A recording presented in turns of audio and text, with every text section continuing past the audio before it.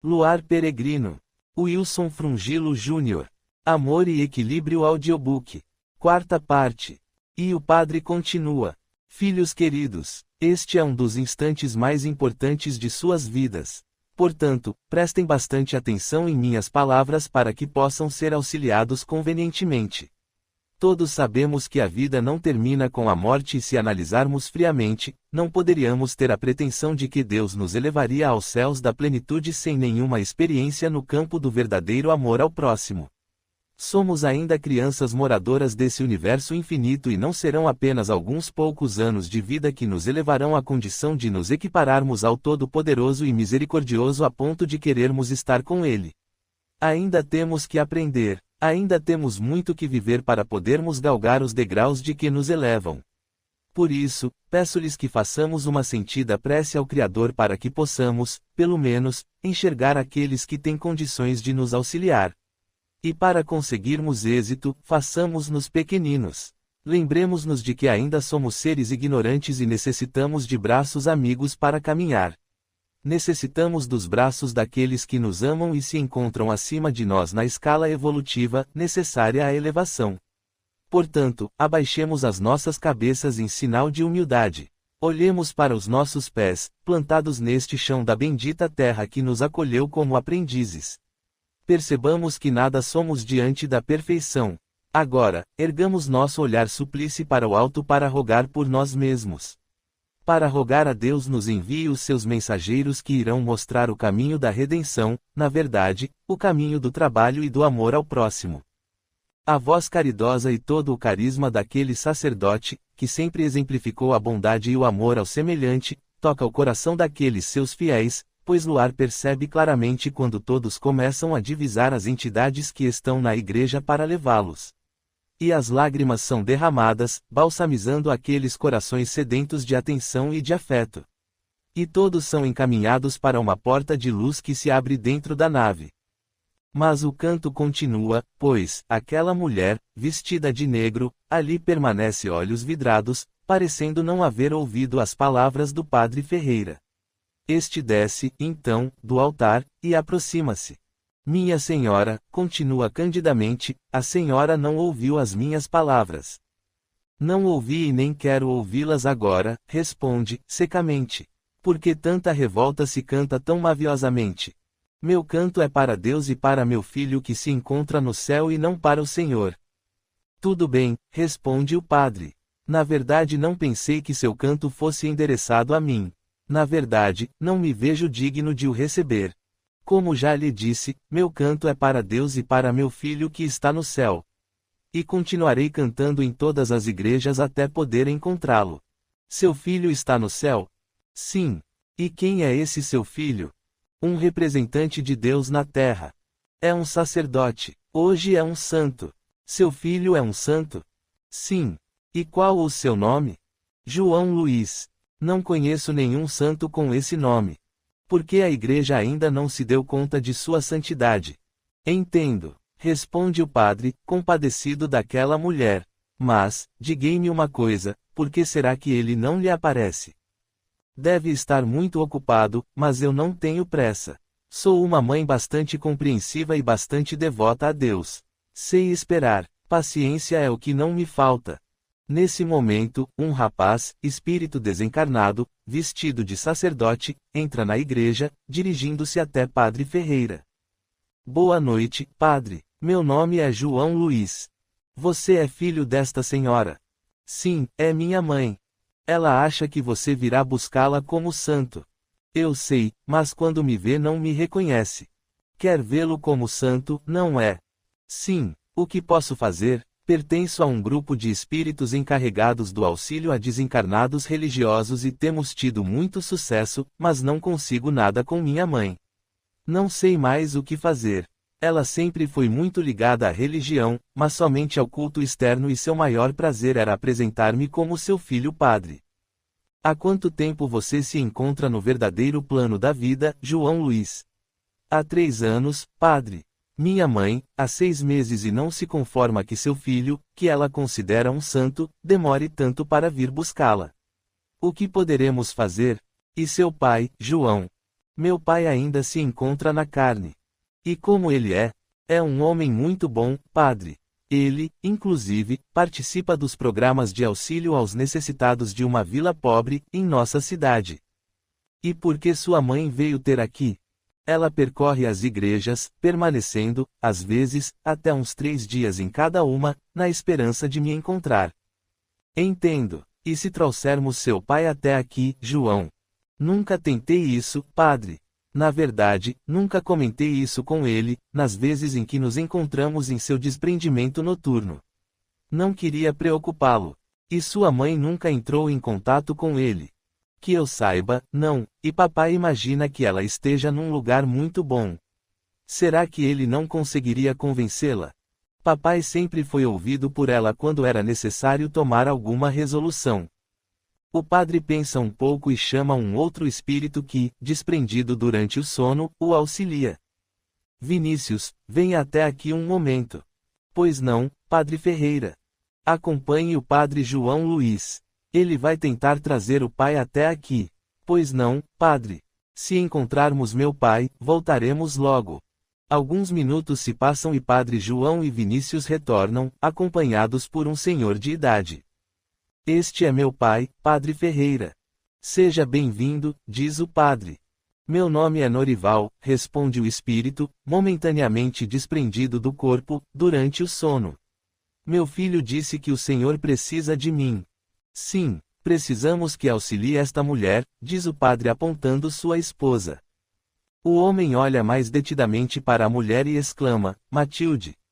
Você aqui? O que está acontecendo com você? Pensei que, a mulher, ao ouvir a voz do marido pela primeira vez, desvia o olhar do ponto que fitava no infinito e o olha. Curiosa. Norival, você também morreu? Não, Matilde, ainda não, mas fui trazido até aqui para lhe explicar algumas coisas. Que coisas?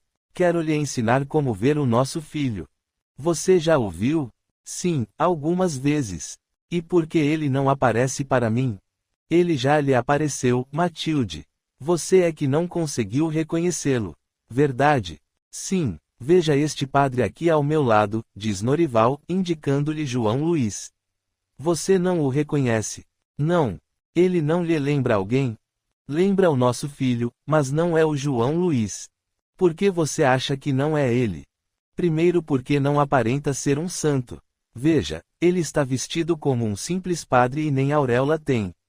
Nosso filho, que é um santo, deverá aparecer todo resplandecente, com roupas longas e brancas, além de uma auréola na cabeça. Pensa que não sei reconhecer um santo? Norival pensa um pouco e retoma a palavra, após receber intuição de um espírito mais elevado que se encontra no ambiente, também caracterizado como padre, e bastante iluminado. Está bem, Matilde, mas é necessária certa preparação para se poder ver um santo. Preparação? Que preparação é essa? Sobre o que vocês está falando? Por acaso, passou por essa preparação para ver nosso filho? Sim, Matilde, passei por extensa preparação para vê-lo. E que preparação é essa? Na verdade, trata-se de um curso, onde temos que aprender muitas coisas. Um curso? E o que temos que aprender? Temos que aprender, por exemplo, a nos colocarmos em sintonia com esse mundo onde habitam os santos, inventa Norival, sabedor de que somente assim poderá auxiliar a esposa. Em sintonia? Sim, querida. Como poderíamos ter a pretensão de ver um santo, se não nos colocarmos merecedores disso?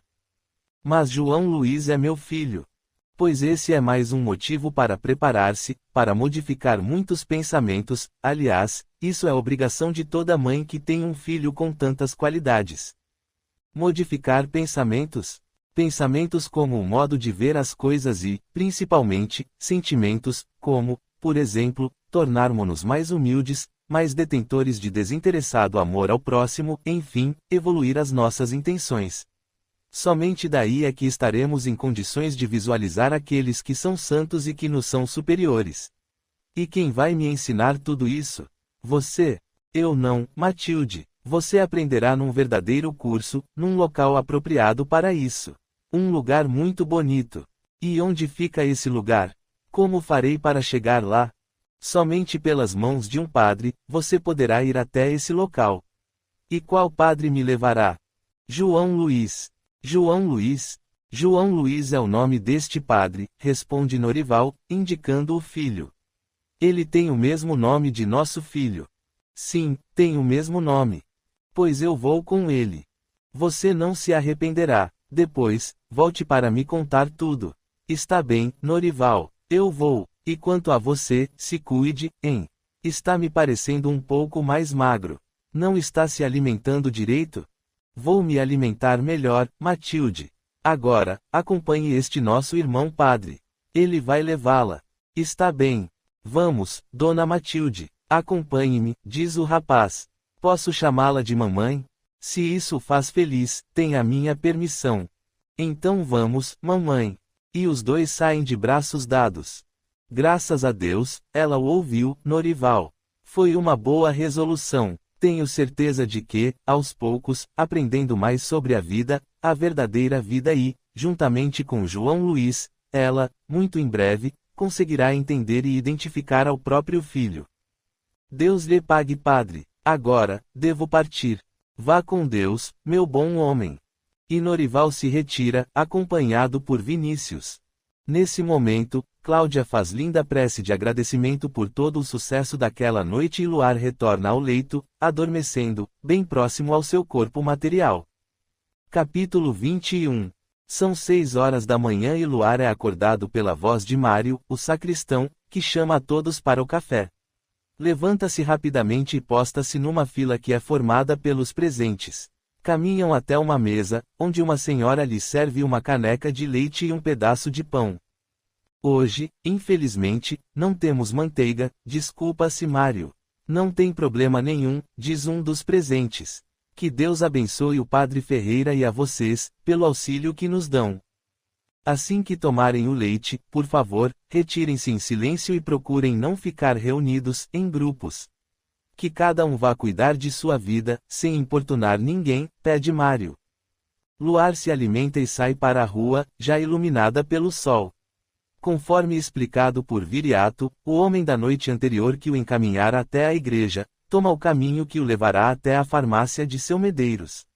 Caminha por quase 1 hora, conseguindo, enfim, encontrar o local. Lá chegando, entra na farmácia. Atrás do balcão, vê um senhor grisalho que o atende gentilmente. Interessante. Parece que conheço este homem, pensa. O mesmo pensamento percorre a mente de Medeiros. Ambos não se recordam do que lhes acontecera na noite anterior, quando do desprendimento durante o sono. Bom dia, cumprimenta Luar. O senhor é o seu Medeiros? Sou eu, sim, responde. Em que posso lhe ser útil? Trago aqui um cartão de um amigo, diz Luar, retirando o cartão de visitas que Clóvis lhe dera e onde escrevera: Medeiros, ajude este homem. É uma boa pessoa e meu amigo. Você conhece Clóvis? Sim, fiquei em sua casa por alguns dias. Eu não conheço você? Acredito que não, senhor. Seu rosto não me é estranho. Parece-me conhecê-lo, também, diz Luar. Meu amigo Clóvis pede-me para ajudá-lo. E o que posso fazer para atendê-lo?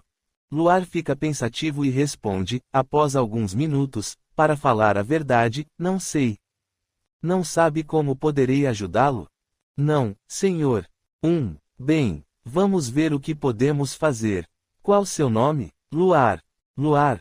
Sim, Luar Peregrino. Nunca ouvi falar um nome como esse. Realmente é um nome estranho, confessa Luar. Bem, isso não vem ao caso. Mas se Clóvis me pede para ajudá-lo é porque você deve estar com algum problema, certo?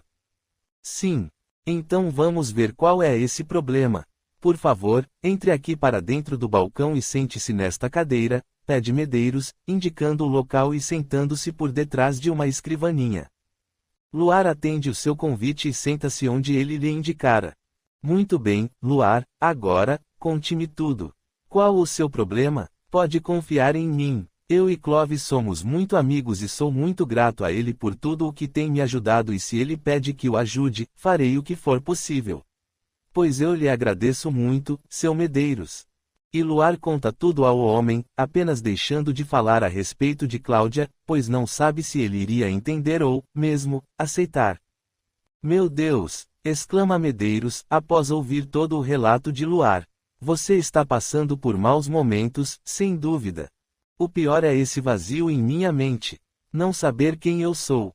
E você tem toda a razão em não querer se expor porque, realmente, poderá estar correndo risco de vida, já que não sabe o que poderia lhe acontecer se, de repente, aqueles que estão querendo pôr fim à sua vida, chegassem antes daqueles que, certamente, o amam. Além do mais, você nem sabe quem são. Não poderia identificar quem é quem nessa história toda. Tem alguma ideia do que fazer ou por onde começar? Ainda não, seu Medeiros. Penso que precisaria me estabilizar primeiro, talvez me localizar em algum lugar para, somente depois, tentar encontrar uma maneira de desvendar todo esse mistério que me envolve. Muito bem, Luar. Agora, vejamos o que poderemos fazer por você. Vamos analisar o seu caso, friamente. Você não tem onde ficar, não tem trabalho e nem onde se alimentar, certo? Certo. Bem, eu moro sozinho, pois sou viúvo. Tenho apenas um filho que mora não muito distante daqui e que vem me visitar apenas uma vez por semana. Me telefona sempre que pode, mas por força de seu trabalho, pouco pode se deslocar. Ele é carcereiro e trabalha num grande presídio. Mora lá perto. Entendo. Se você quiser passar algum tempo aqui comigo até que resolva o que fazer, poderá ficar. Na verdade, não o aconselho voltar a dormir na igreja porque, apesar de ser um ótimo local e o Padre Ferreira ser um homem muito bom, a polícia costuma, a miúde, averiguar aqueles que lá pernoitam. Não seria bom que o encontrasse lá sem seus documentos. Compreendo, mas eu não seria um transtorno para o senhor. Você poderá dormir aqui na farmácia. Tenho um colchão sobressalente e moro ali nos fundos.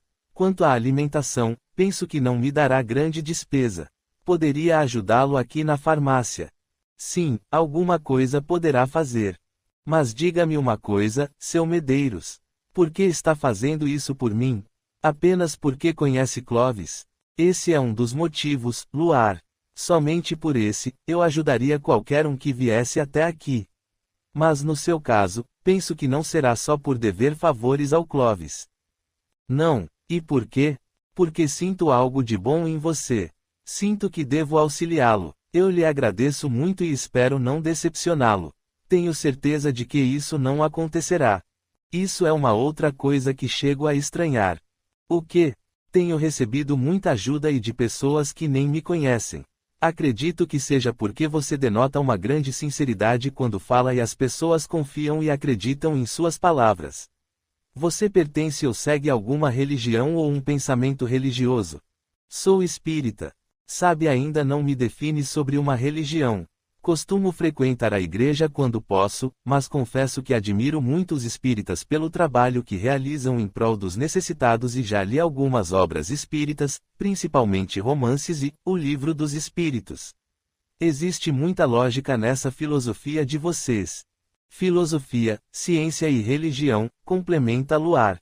A propósito, gostaria de lhe dar um livro de presente. Dizendo isso, Luar retira um livro de dentro de sua mochila e dá a Medeiros. O Evangelho segundo o Espiritismo.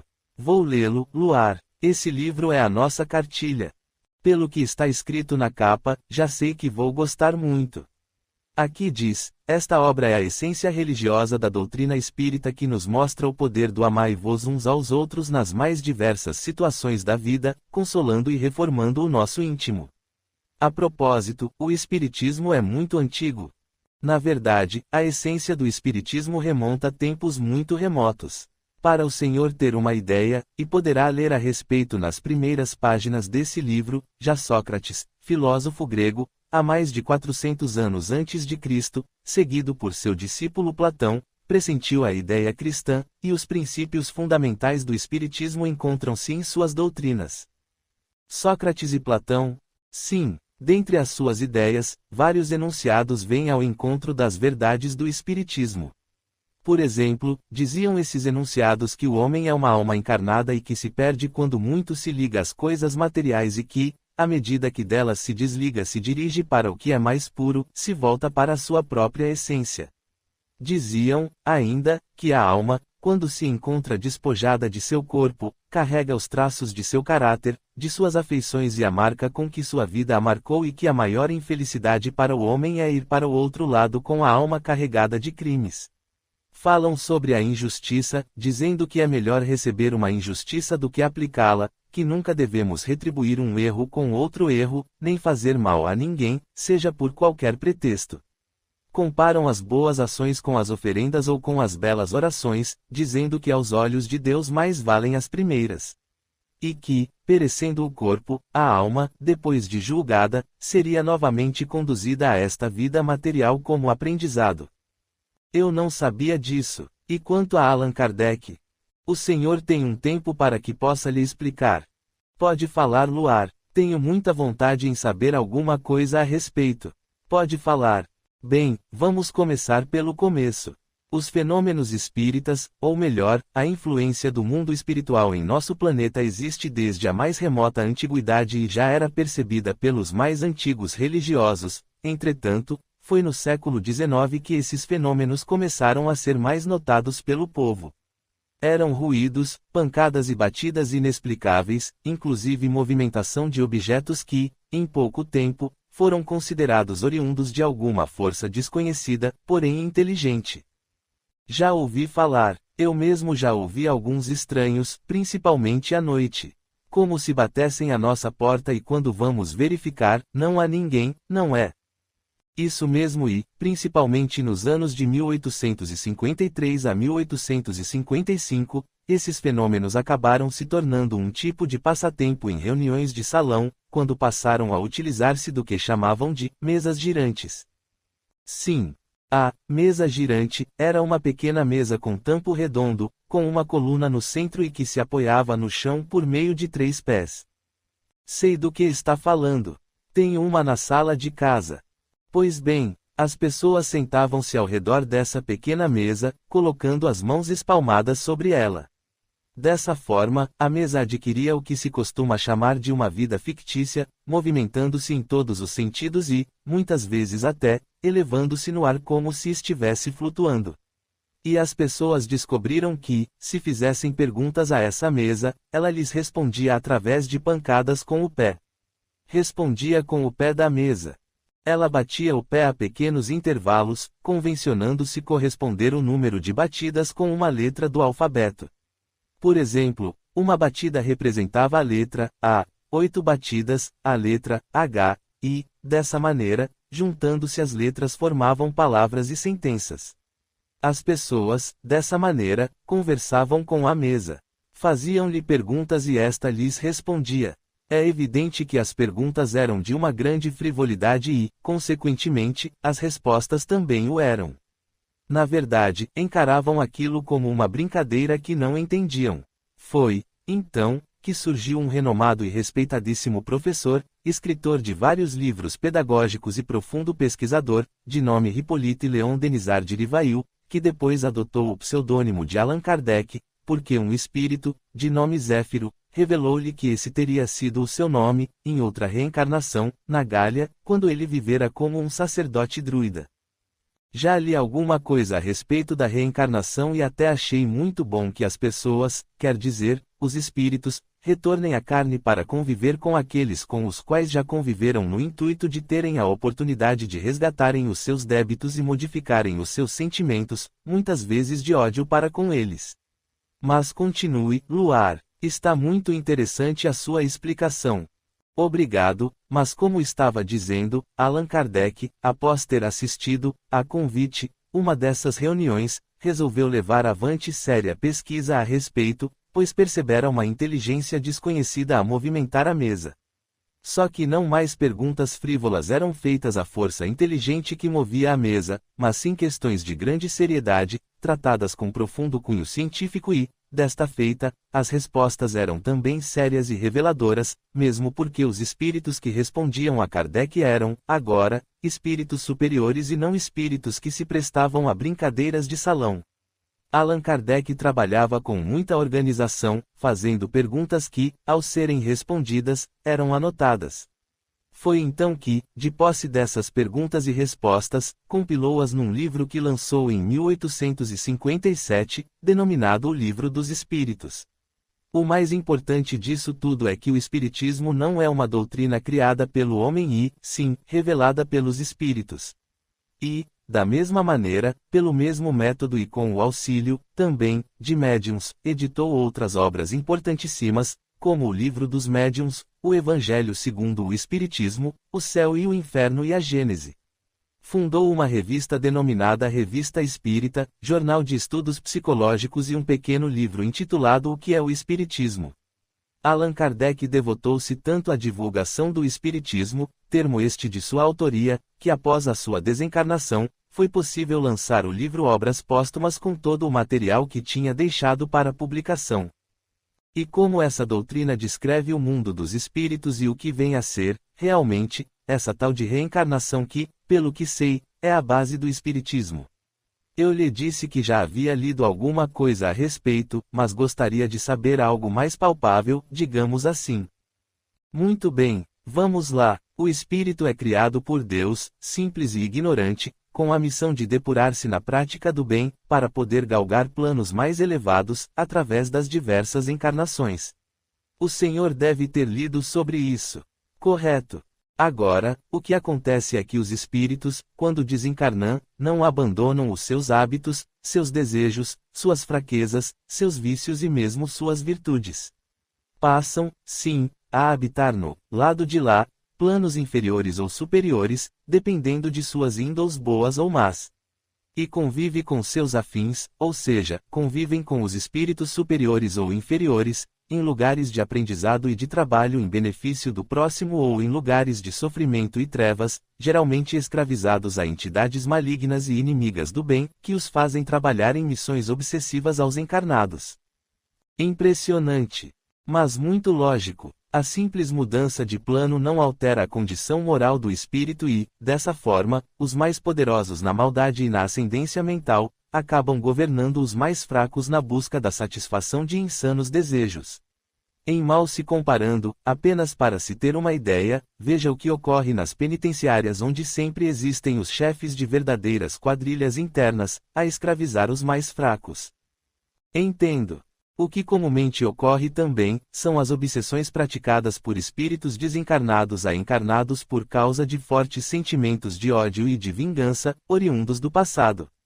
Outras entidades desencarnadas, muitas vezes, nem se apercebem quando desencarnam, passando a viver como se estivessem sonhando com o que lhes está acontecendo, num estado de verdadeiro torpor e ficam a perambular junto a pessoas e coisas que lhes são afins.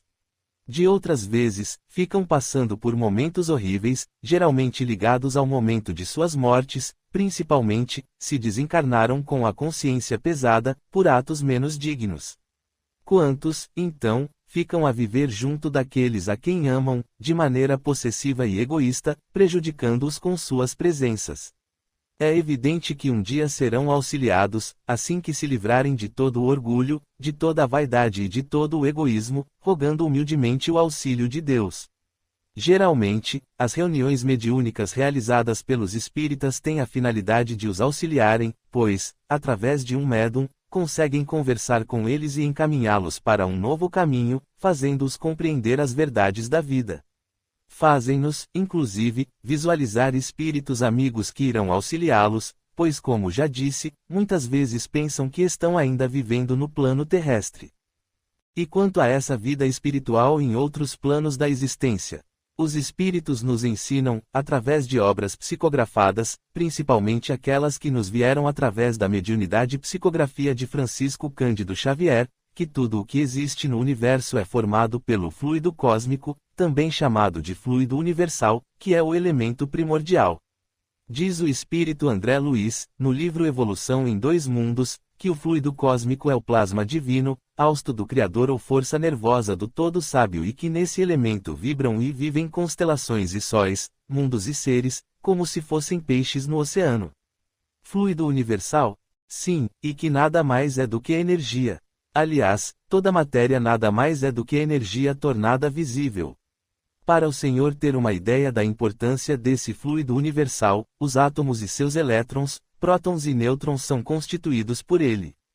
Consequentemente, nossos corpos são constituídos por átomos que, por sua vez, são constituídos pelo fluido universal e que vibram numa faixa vibratória própria desse nosso plano. Os espíritos desencarnados são revestidos de seus perispíritos que, por sua vez, também são constituídos por átomos formados pelo fluido universal, só que em outra faixa vibratória. Como se fossem dimensões diferentes. Podem ser chamadas dessa maneira. E o que significa perispírito? Perispírito é o que une o espírito ao corpo e que acompanha, ou melhor, que continua a revestir o espírito no momento em que o seu corpo material morre. Seria o corpo do espírito no mundo espiritual. É assim que os espíritos podem se tocar e sentir tudo o que existe nesse seu mundo que, assim como aqui, é formado pelo fluido universal, em outra vibração, logicamente. Nesse momento, entra uma freguesa na farmácia e Medeiros pede a Luar licença para atendê-la. Capítulo 22. Agora está ensinando essa doutrina ridícula para o farmacêutico. Rufus não vai gostar nada disso. Diz Enoque a Faros. Não podemos falhar desta vez. Naquela igreja não pudemos entrar. Os das luzes estavam vigilantes e aquela luz a brilhar, formando uma barreira magnética em torno do prédio. Complementa Pórcio. Ora, calem-se. Desta vez a coisa vai ser diferente. Não haverá nada que o possa proteger neste bairro. Rufus está ciente de tudo e possui conhecidos que imperam aqui mantendo muitos marginais sob controle. Aqui estamos em nosso campo de ação e ninguém irá conseguir nos impedir. Pois vamos entrar em contato com esses seus amigos, Faros. Vamos, sim, não temos tempo a perder. Dizendo isso, Faros, Enoque, Pórcio, Ludolfo e Osias encaminham-se para um bar nas imediações. Ele costuma permanecer por aqui, informa Faros. Vamos entrar. Naquele dia, apesar de ainda ser bem de manhã, o estabelecimento já se encontra com muitos frequentadores encarnados e um número muito maior de desencarnados a lhe sugarem o álcool e o fumo, como se fossem sanguessugas ou horripilantes vampiros. A própria conformação física de seus perispíritos assim se caracteriza. Faros e os outros entram no bar.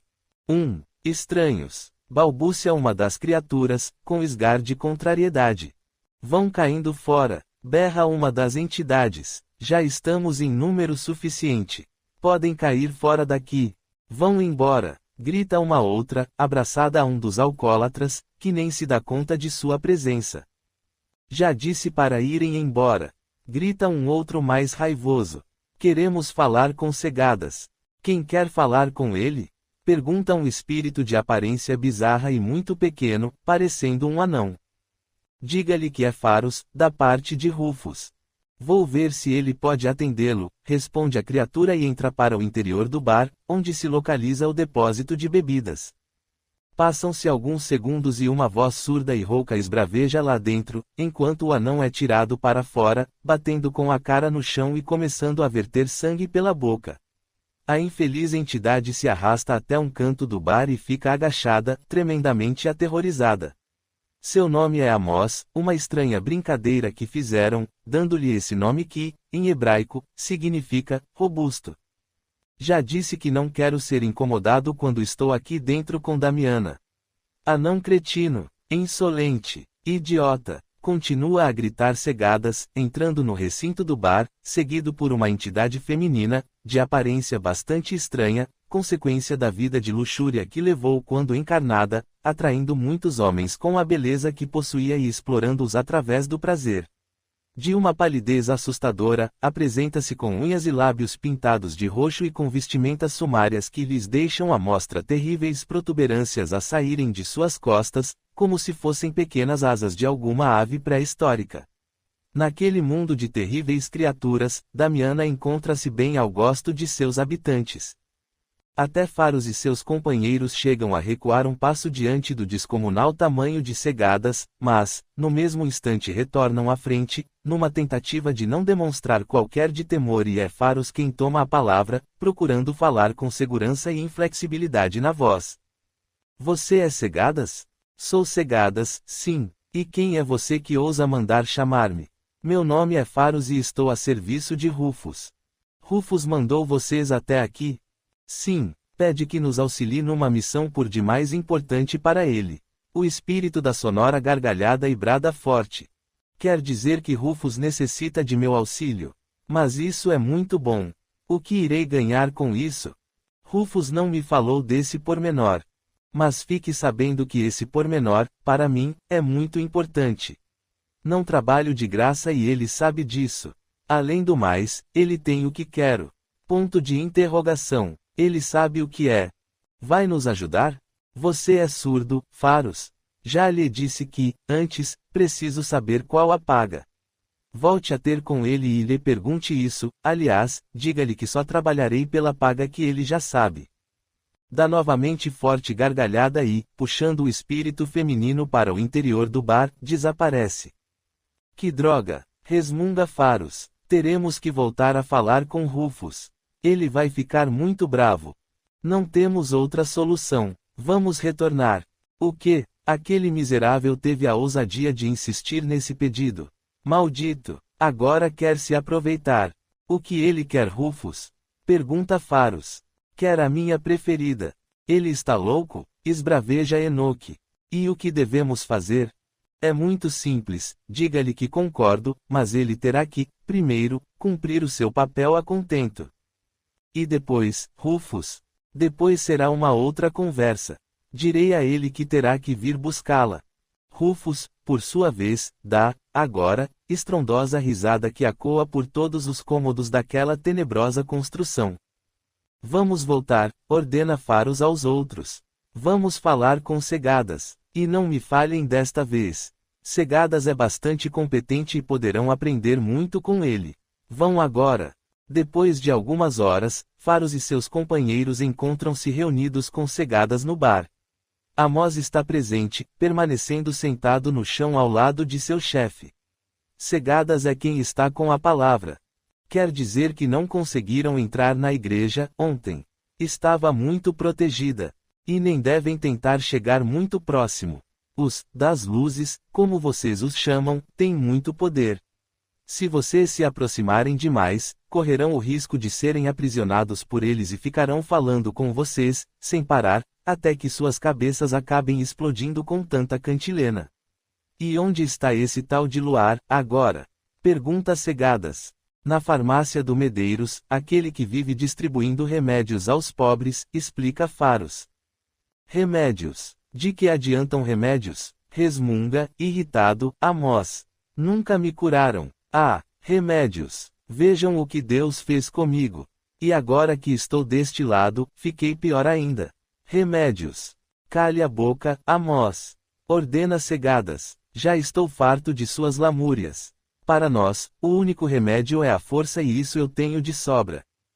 Detesto esse velho caduco que fica fazendo chás com aquelas plantas. Odeio aquele maluco. Se eu pudesse entrar naquela farmácia, ele iria ver só o que eu ia fazer com todos aqueles vidros. Já lhe mandei fechar a boca, Amós. E Cegadas não fica apenas nas palavras rudes. Levanta Amós do solo e impiedosamente o atira longe. Ai, maldito, maldito, berra o anão. Ainda vai se arrepender de me tratar desse jeito. Ainda vai encontrar alguém mais forte do que você. Maldito, só porque me dá as sobras, pensa que pode fazer o que quer comigo. Ainda vai ver do que sou capaz. Sou pequeno, mas tenho língua. Tenho língua. As outras entidades que se encharcam no bar com as emanações etílicas do álcool, que sobra do tanto que aqueles encarnados bebem, caem na gargalhada. Pois ainda vou cortar a sua língua. Berra Cegadas. Você vai ver. Sapo nojento, isso é o que você é. Amós afasta-se calado e senta-se, encostando-se numa parede do outro lado da rua. Mostre-me o otário. Ordena Cegadas a Faros, fazendo alusão a Luar. Venha. Vamos até lá. Chegando defronte da farmácia, uma surpresa os aguarda. Redobrada se encontra a proteção do estabelecimento e Cláudia e seus amigos também lá se encontram, auxiliando os espíritos que têm a missão de não permitir que espíritos das trevas ali entrem, somente consentindo a entrada de entidades sofredoras que, muitas vezes, acompanham os doentes encarnados. Esses espíritos que protegem a farmácia se deixam ver por Faros e os outros, na tentativa de desestimulá-los de qualquer ação contra Luar. Como vamos fazer para entrar aí? Pergunta Faros, que já havia se defrontado com essa barreira quando ali chegara, antes de se dirigir ao bar. Nós não podemos, explica Cegadas, mas conheço alguém que pode. Esperem-me aqui, já volto e, Faros, deixe-me dizer uma coisa, se Rufus me enganar quanto ao prometido, você vai me pagar caro, certo? Faros engole em seco diante da ameaça e procura tranquilizar Cegadas. Fique tranquilo, Rufus cumprirá a sua palavra. Pois será bom para você que o faça. Rufus fica protegido naquela fortaleza, mas você não. Eu já volto. E Cegadas-san, virando numa esquina. Não desiste, hein, Faros? Pergunta-lhe Cláudia, à frente da porta da farmácia. Não quero conversa com você. O que está pensando em fazer? Não é da sua conta. Escute, Faros, até quando continuará recebendo ordens de Rufus? Por toda a eternidade, pergunta, agora, a mulher, tentando testar a resistência do espírito. Na verdade, detém, também, a missão de ajudá-lo e a todos os outros, inclusive Rufus, já que, no passado, conviveu com todos eles, incluindo Luar.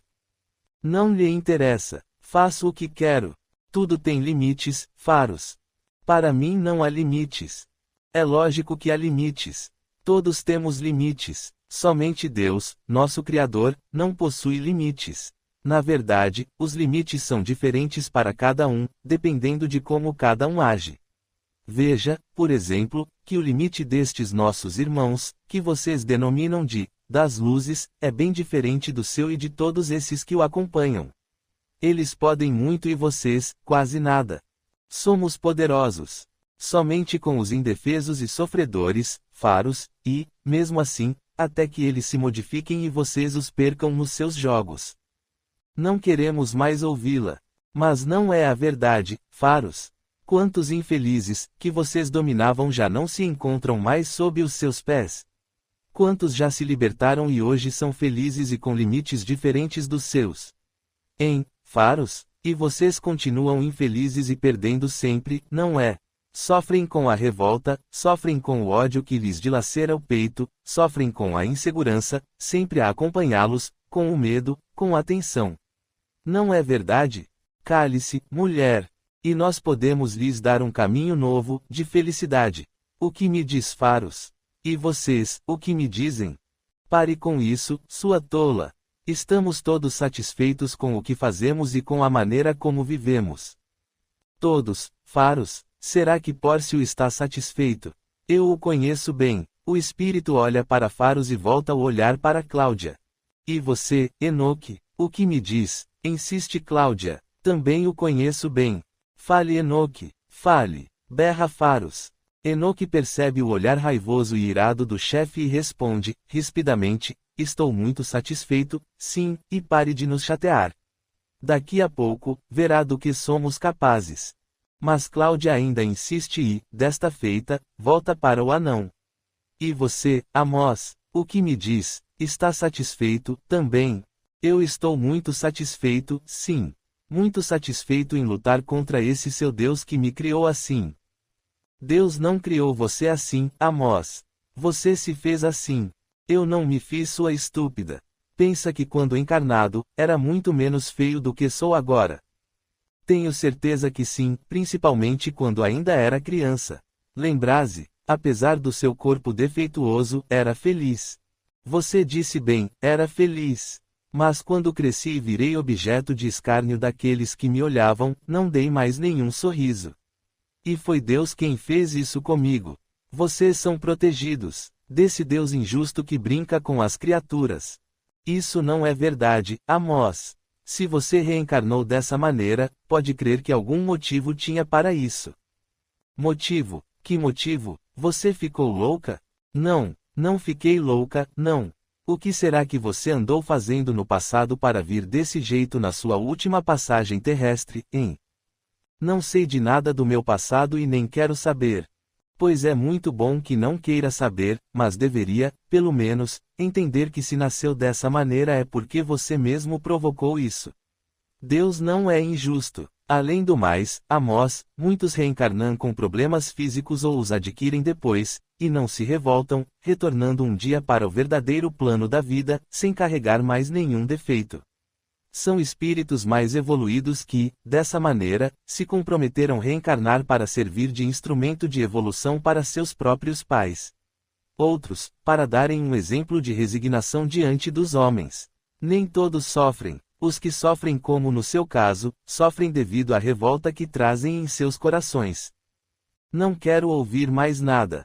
Tudo bem, Amós, não falarei mais nada, mas gostaria que pensasse um pouco sobre estas minhas palavras e se um dia quiser a oportunidade de se modificar, íntima e externamente, basta me chamar que virei ao seu encontro para ajudá-lo. Quando quiser libertar-se, basta me procurar. Amós fica a olhar para Cláudia e uma lágrima furtiva lhe escapa dos grandes olhos que parecem querer saltar para fora das órbitas. Cláudia entende o que se passa na mente dele e completa. Quando resolver, Amós, basta que erga os olhos para o céu e peça auxílio a Deus e a Jesus. Verá que, se o fizer sinceramente, alguém virá em seu socorro. Capítulo 23. Nesse momento, surge Cegadas, que vem caminhando em direção a eles. A cerca de uns 30 metros, um homem de pouco mais de 40 anos aproxima-se pela calçada. Ao seu lado e agarrado a ele, uma entidade sofredora o envolve, podendo-se perceber que esta possui enorme ascendência sobre o encarnado, pois é facilmente notado que o homem deixa-se guiar por ela. Parece drogado pela maneira como caminha e, principalmente, pelo seu olhar. Mas essa entidade que o domina não se encontra sozinha. Uma outra mais ligada a ele, parece até confundir-se com o seu corpo e apresenta-se como se estivesse com fortes dores no abdômen, haja vista sua fisionomia de dor e as mãos apertando o ventre. O espírito encarnado, de momento a momento, coloca também sua mão esquerda sobre o seu próprio ventre, denotando sentir as mesmas dores. E as duas entidades parecem conversar entre si. A que parece dominá-lo mais, fala a outra, a que sente dores abdominais, preste atenção. Estou dando o primeiro impulso. Depois, fica por sua conta. Não sei se vou conseguir. É lógico que vai conseguir. Por que não vai até o fim comigo? Você conseguirá entrar na farmácia porque estão muito ligados, mas eu não conseguirei. A proteção é muito grande. Mas eu nunca dei ordens a ele. Será fácil, basta querer, e, além do mais, não gostaria de tomar o remédio. Então, eu preciso muito, mas ele não tem o dinheiro. Por isso precisa forçá-lo e, não se esqueça se quiser ir com ele para a cadeia onde, na certa, lhe darão remédios todos os dias, terá que fazê-lo cometer um crime. Não se esqueça. Está bem, não me esquecerei. Mas você tem certeza de que darão remédio para ele na cadeia? Necessito muito de medicamentos, diz o espírito sofredor que se ligar àquele espírito encarnado, a fim de causar-lhe dores e, com isso, absorver, através dele, o remédio que tanto necessita para o seu mal, achando que com isso será curado. Não sabe que o que tem terá que ser tratado com novas vibrações de amor e de auxílio ao próximo, ou seja, através de edificante trabalho na seara de Jesus. Certeza absoluta. Agora, darei mais empurrão. Preste atenção e veja como faço. A entidade começa, então, a falar com o homem, através da intuição, que dor, hein? Você precisa fazer alguma coisa, tomar um remédio, por exemplo. Vamos, veja aí, uma farmácia. Para que ficar aguentando toda essa dor? Mas não adianta pedir para o velho. O remédio que você toma e que acabou não pode ser vendido sem receita médica e qual médico o atenderia de graça, hein? Vamos, entre lá e pegue o que necessita. Se você não tem dinheiro e o médico não lhe atende de graça, de quem é a culpa? Das fábricas de remédios e dos farmacêuticos. Agora, você pode também roubar o dinheiro do caixa e com ele poder comprar mais drogas. Vai ser fácil, e se aquele moço que está lá dentro com o velho vier a enfrentá-lo, você o mata. Mas cuidado com ele, ele é muito perigoso. Você terá que matá-lo, ouviu? Ai que dor, pensa o homem que assimilou as ideias do obsessor. Não tenho outra alternativa, mesmo. Tenho que roubar o remédio e, já que vou assaltar esta farmácia, posso muito bem levar algum dinheiro também. Levo vários vidros de remédio e o dinheiro. Mas quem será aquele homem lá dentro? Que ele não ouse me enfrentar. Eu o mato se fizer isso. Eu o mato. Isso mesmo, mate-o, insiste o espírito, até que chegam na porta da farmácia e ele fica do lado de fora, lá entrando apenas o homem e a entidade sofredora que tenta, agora, continuar convencendo sua vítima a roubar o remédio, o dinheiro da gaveta e, se preciso matar Luar. Isto é um assalto, grita o homem, apontando uma arma para seu Medeiros e Luar. Meu Deus! Exclamam. Luar ainda dispara consigo mesmo, mas será que isso vai acontecer todos os dias comigo? O que você quer? Pergunta Luar ao homem. Quero aquele remédio ali e o dinheiro do caixa. Mate-o, mate. Continua a entidade, grudada ao homem. Vou matá-lo, anuncia, apontando um revólver em direção à cabeça de Luar, que se assusta e sente medo, apenas conseguindo controlar-se quando, de relance, parece ver Cláudia ao seu lado. Então, intuitivamente, inspirado mediunicamente por ela, diz ao homem: tudo bem, o senhor pode me matar, mas antes disso, gostaria de lhe fazer um favor. Um favor? Não me venha com truques. Não se trata de nenhum truque. Se me permitir, poderei lhe explicar. Pois fale logo, e dê-me rápido os remédios. E o dinheiro também. E que favor é esse que está me falando? Como lhe disse, você pode me matar se quiser, mas permita-me que o ajude. Sabe, eu sou espírita. Já ouviu falar de espiritismo? Espiritismo? Já, sim. Por quê?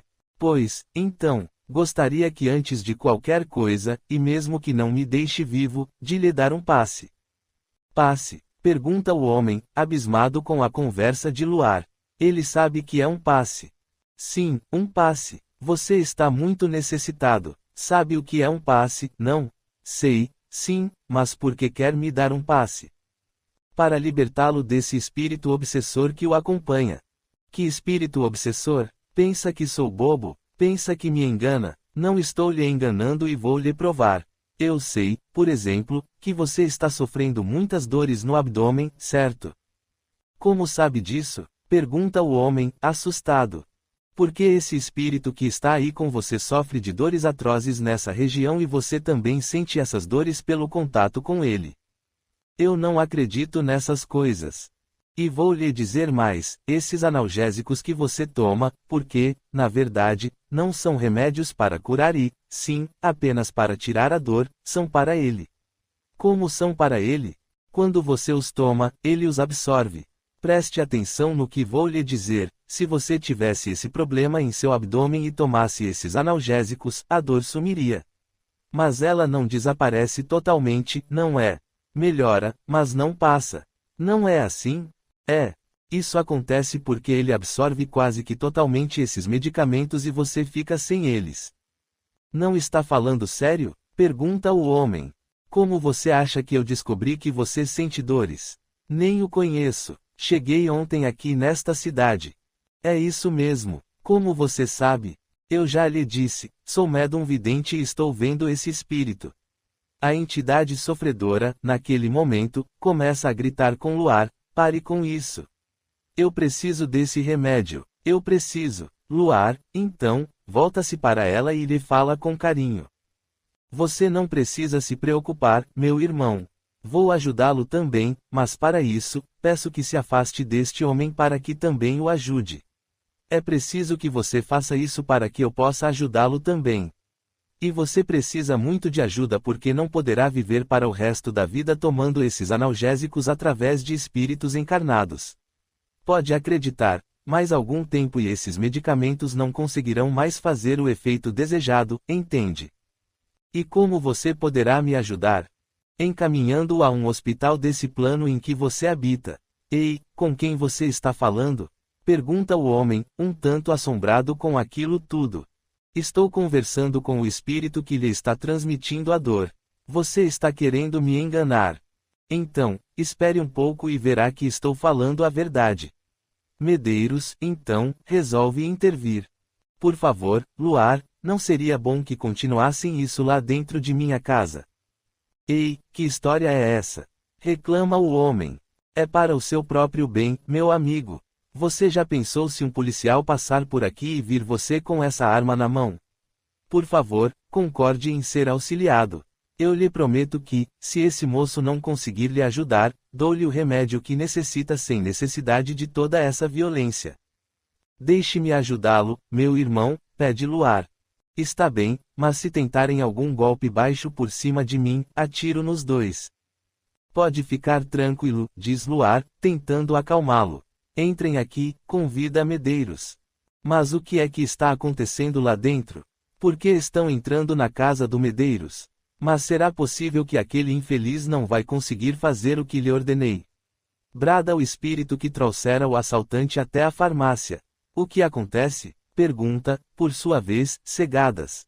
Vejam, ele abaixou a arma. Informa Faros. O que é que deu nele? Vou pegá-lo na saída. Ameaça o espírito obsessor. Os três encarnados, então, entram por uma porta nos fundos da farmácia que dá acesso à humilde moradia do farmacêutico. Sente-se aqui nesta cadeira, pede Luar, e acalme-se. Vou conversar um pouco com o espírito, enquanto lhe aplico um passe. Dizendo isso, Luar coloca suas mãos a uma pequena distância, por sobre a cabeça do homem, e faz uma prece, solicitando auxílio dos espíritos protetores. Sua prece é logo atendida porque Cláudia e os outros que a acompanham aproximam-se de Luar e doam-lhe energias que, somadas às suas próprias, percorrem todo o corpo do homem. O espírito obsessor também sente essa vibração e percebe que pode, realmente, ser auxiliado, afastando-se alguns metros do obsediado, como lhe pedira Luar. E agora? Pergunta o homem, já sentindo melhoras em sua dor. Agora, meu irmão, guarde essa arma e peça mentalmente a Jesus que o ajude. O assaltante obedece e ora com devoção, percebendo que, quanto mais roga, mais as dores vão diminuindo. Quanto a você, continua Luar, dirigindo-se ao espírito, peço-lhe que rogue a Jesus que permita que seus mensageiros, aqui presentes, lhe dilatem a visão para que possa ver outros irmãos que aqui estão para auxiliá-lo e encaminhá-lo para o devido tratamento médico. Alguns minutos se passam até que o infeliz, com muita alegria, como uma criança que acaba de ganhar o brinquedo tão sonhado, rompe o silêncio, derramando lágrimas de emoção. Já estou vendo, vieram me buscar, são enfermeiros que me sorriem. Obrigado, meu Deus. Obrigado, Jesus. Obrigado, meu amigo. Vá com eles e seja feliz, meu irmão. Que Deus nos abençoe. Não sinto mais dor alguma, informa o homem, muito feliz também. Não sinto mais dor. Graças a Deus, meu amigo, e agradeça a Jesus por tê-lo curado.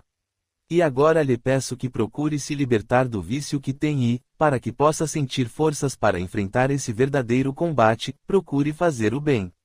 Esse é o caminho. Aliás, poderia auxiliar o nosso irmão Medeiros no seu trabalho de distribuição de remédios. Tenho certeza de que alguma coisa poderá fazer. E agora, posso ir? Pode ir, meu irmão, e tome cuidado para quando sair daqui desta farmácia. Saia em prece para que não o apanhem mais. Farei isso, promete. E assim o cumpre. Assim que sai da farmácia, o espírito obsessor ainda tenta colocá-lo sob sua influência, mas não consegue. Você tem que voltar lá, seu cretino. Berra, irado. Volte lá e acabe com ele. Meu Deus, me ajude a caminhar em paz até minha casa, sussurra, não deixando de ser ouvido pelo espírito. Você está chamando por Deus? Quem você pensa que é? Pai nosso, que estais no céu. Reza o homem. Mas que coisa mais ridícula. Revolta-se o espírito, afastando-se do homem. E no interior da farmácia. Pelo que você me explicou, hoje de manhã, penso que tenha conversado com um espírito e que o tenha encaminhado junto com outros espíritos para um hospital no plano maior. Foi isso mesmo o que fiz. E essa história de passe? Poderia me explicar melhor? Com muito prazer, seu Medeiros. Acompanhe meu raciocínio. O senhor sabe que quando uma corrente elétrica percorre um fio condutor, forma-se em derredor deste um campo magnético. Certo. Certo. Muito bem. complementando o que já disse ao Senhor, nós, espíritos encarnados, possuímos um corpo mental, um perispírito e um corpo carnal e que todos são constituídos por átomos que, por sua vez, são constituídos por elétrons, prótons, nêutrons e outras partículas que já estão sendo descobertas. Entendo. Inclusive, se o Senhor quiser se aprofundar um pouco mais, verá que nossas próprias células, que formam todo o nosso corpo e que também são constituídas por átomos, possuem em sua membrana plasmática, diferença de potencial que nada mais é do que eletricidade. Dessa maneira, pode imaginar também que o sangue, constituído por células eletricamente carregadas, percorrem todo o nosso corpo através de veias, vasos e artérias, como se fosse a própria eletricidade a percorrer um fio.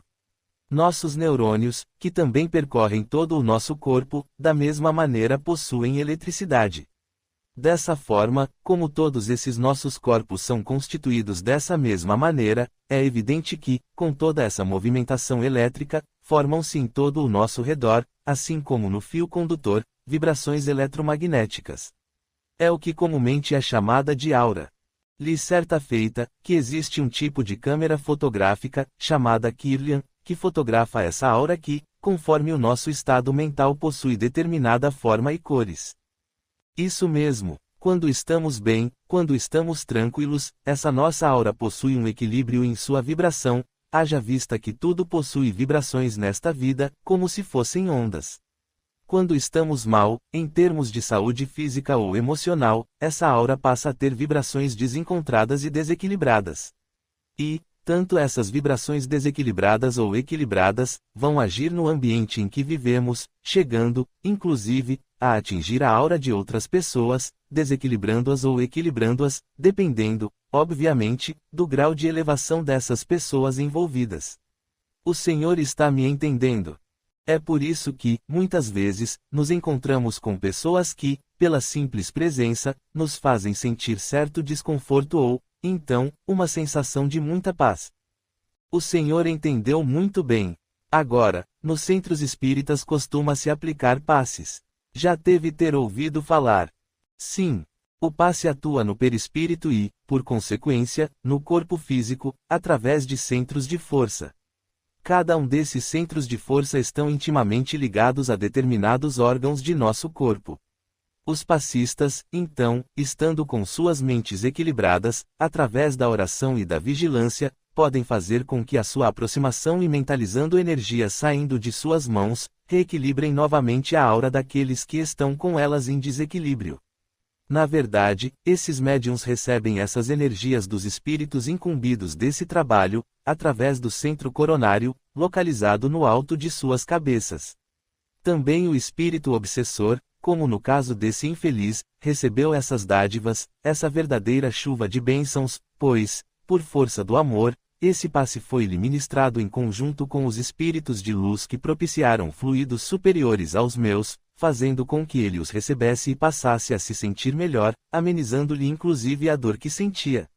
Evidentemente que ele ou qualquer pessoa que receba um passe deve, em seguida aproveitando essa verdadeira injeção de ânimo e bem-estar, procurar detectar e modificar certas atitudes físicas ou mentais para que possa sarar e não mais voltar a ter problemas de desequilíbrio ou de dor. E a receita para isso é muito simples: seguir os ensinamentos de Jesus. Muito boa sua explicação, Luar, e muito cheia de lógica. Agora, o passe pode também ser dado apenas com boas vibrações, com os bons pensamentos daqueles que cercam a pessoa necessitada e também por atitudes que tornem a vida dessa pessoa bastante tranquila. Uma mãe ou um médico à cabeceira de um filho ou de um doente, se com o coração voltado para o amor em direção a esse paciente, já lhe estará ministrando um passe. Entendo. Preciso estudar mais a respeito desse assunto. Deve confessar-lhe que estou verdadeiramente empolgado com ele. Quando tiver oportunidade, pretendo adquirir alguns livros sobre espiritismo. O senhor irá gostar. Capítulo 24.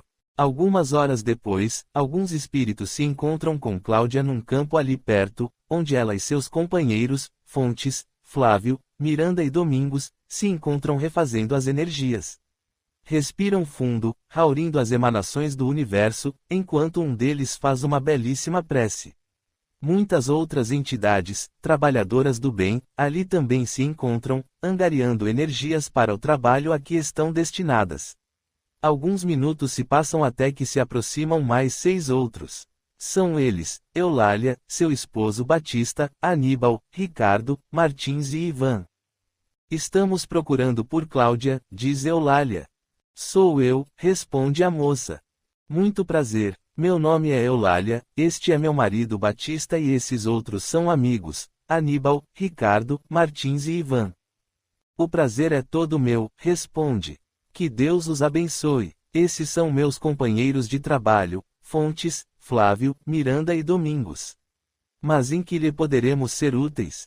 Soube que tem a missão de auxiliar um espírito encarnado, de nome Luar e que ele, com o auxílio de vocês, poderia nos ser útil quanto ao caso de meu filho Adilson. Teremos imenso prazer em colaborar com vocês e principalmente propiciar mais uma chance de Luar auxiliar o próximo. Mas conte-nos o que está acontecendo. Na farmácia, Luar e Medeiros ainda estão a conversar sobre a doutrina espírita, quando chega um velho conhecido do farmacêutico. Bom dia, Medeiros, cumprimenta um homem, aparentando ter uns 60 e poucos anos de idade. Bom dia, Armando, como vai? Tudo bem. O homem dá a mão para Medeiros e este lhe apresenta Luar. Muito prazer, Luar. Esse é seu nome mesmo ou um apelido? É meu nome, responde, sorrindo, pois já esperava essa reação. Luar Peregrino, completa Medeiros. Luar Peregrino, muito bom. Mas que bons ventos o trazem aqui?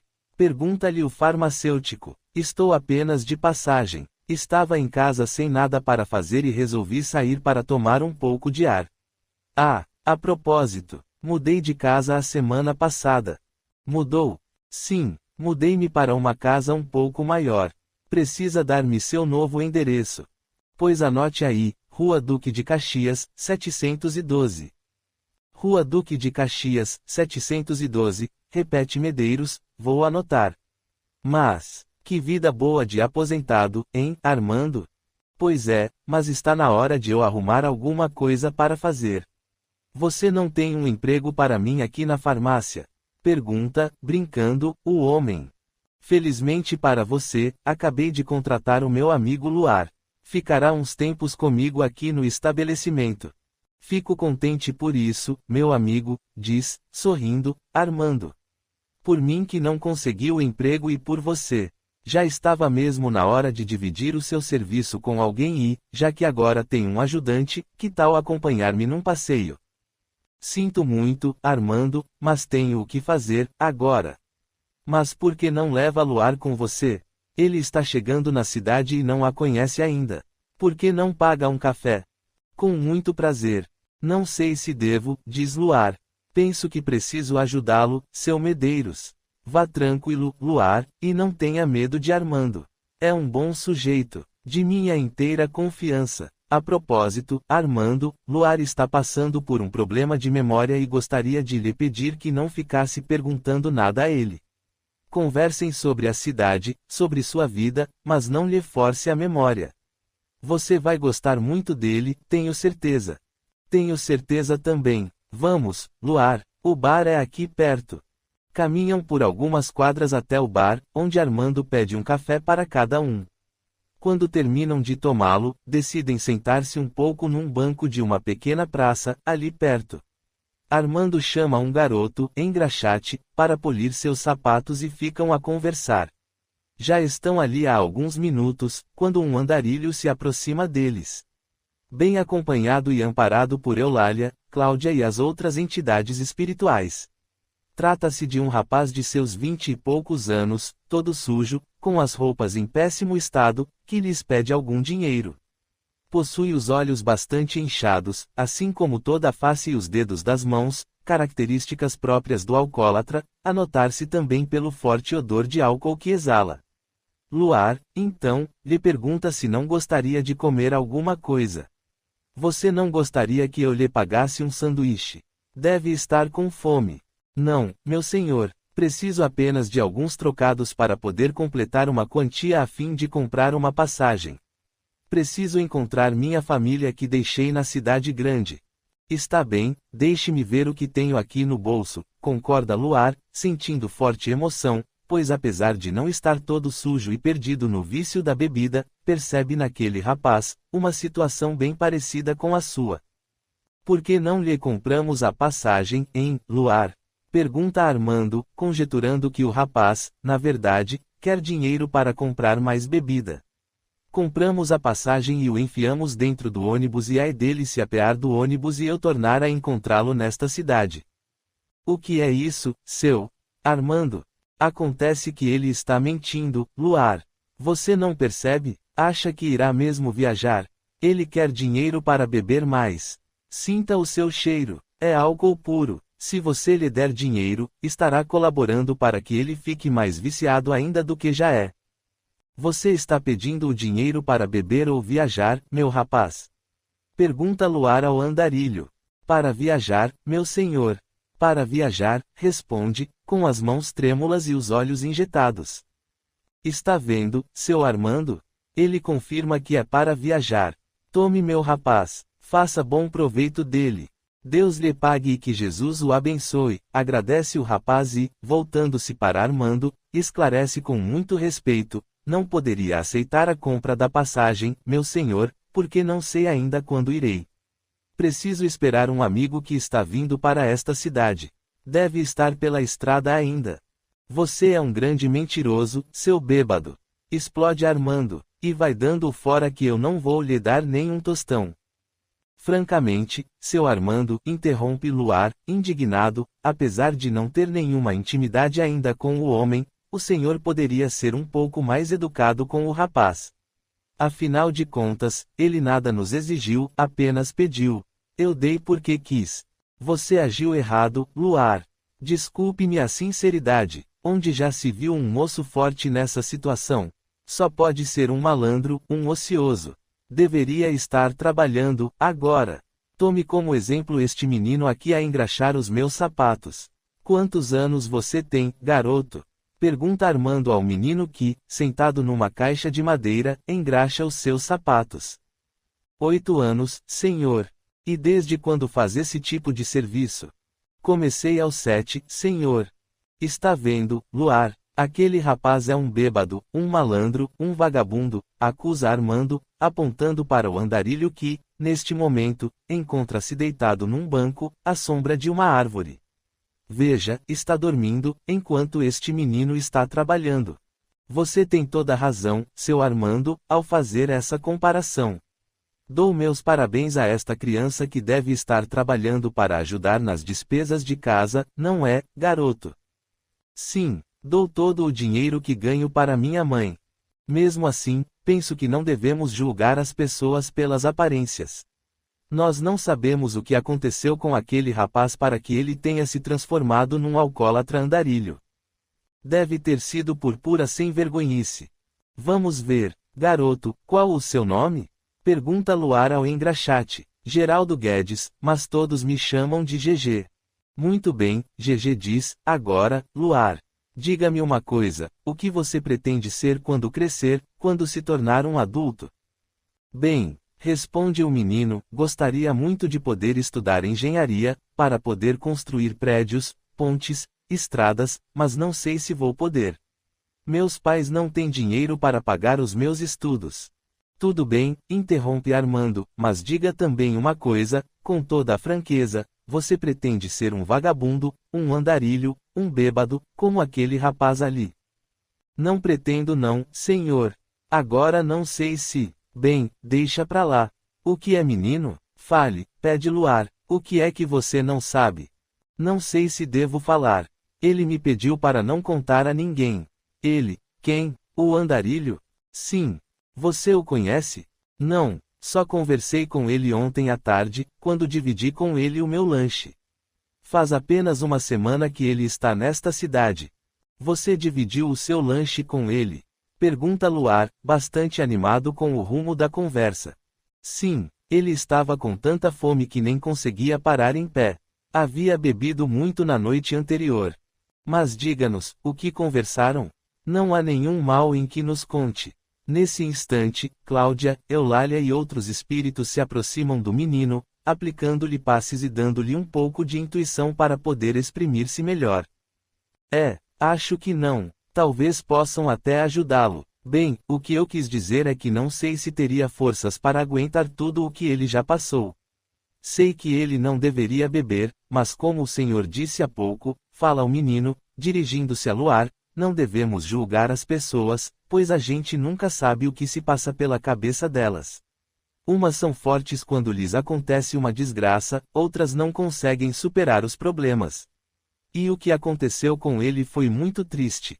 Armando fica impressionado com a maneira como o garoto fala. Parece um adulto. O que quer dizer com isso, GG? Pergunta-lhe. O garoto fica inibido e não sabe o que dizer.